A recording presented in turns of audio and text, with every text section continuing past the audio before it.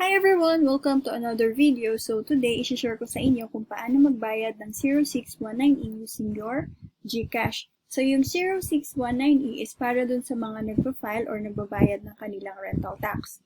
Okay, so first, you need to have GCash account. So kung may GCash account na kayo, mag-login lang kayo and then look for government. Ayan, government. And then BIR.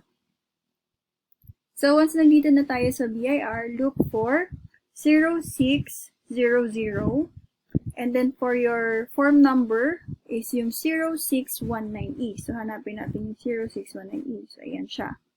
And then, tax type and then return period. So, ang babayaran natin is for the month of May. So, lagay natin dito is May.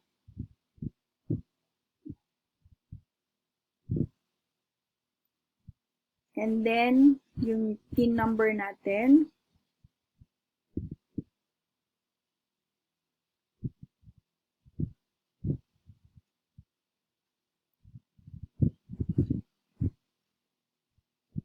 And then yung branch code. So, yung branch code is ito yung last 3-digit na makikita mo dun sa PIN number mo. So, kung halimbawa may nakalagay dun ng 000, so lagay mo lang 000. Since ang nahanap dito is 5-digit, add lang natin yung dalawang 0. And then, amount, kung magkano yung amount na babayaran mo. So, ang rental tax usually is 5% nung rentals mo.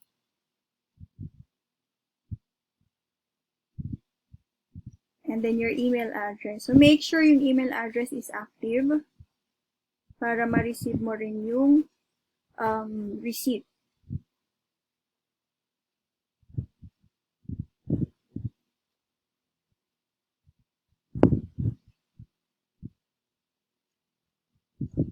And then, click next. Then, double check lang natin yung information.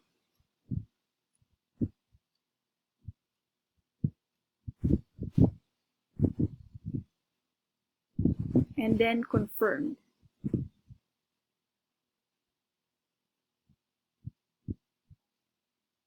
So, may ma-receive tayong email.